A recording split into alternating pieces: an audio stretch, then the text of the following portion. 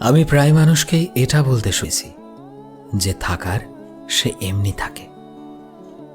যদি কোনো মানুষ তোমায় নিজের ভেবে কাছে আসার পরেও তুমি তার ভালোবাসার সুযোগ নিয়ে তাকে অবহেলা করছো, তাকে মূল্য না দিয়ে থাকো, তবে তুমি কিভাবে বলছো যে থাকার সে এমনি থাকবে?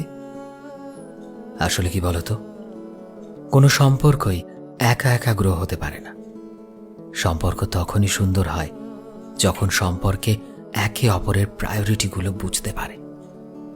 ভালোবাসা কোনোদিনই একতরফা এফোর্টে চলে না। তুমি তার সাথে মন হলেই কথা বলবে আর মন না হলে অবহেলা করবে, এমন করে সম্পর্ক হয় নাকি? অপরদিকের মানুষটা অনেক আশা করে, তোমায় নিজের জীবনে এনেছে, তোমায় ভালো রাখার চেষ্টা করেছে, তোমায় ভালোবাসতে শিখিয়েছে, তাই সে মোটেও সস্তা হতে পারে না। আসলে কি বলতো, এফোর্ট ছাড়া সম্পর্ক কোনোদিনই টেকে না। আর মানুষ থাকতে আমরা মানুষের মূল্য দিতে পারি না, কিন্তু হারিয়ে ফেললে ঠিকই বুঝি সেই মানুষটার গুরুত্ব তোমার জীবনে কতটা ছিল।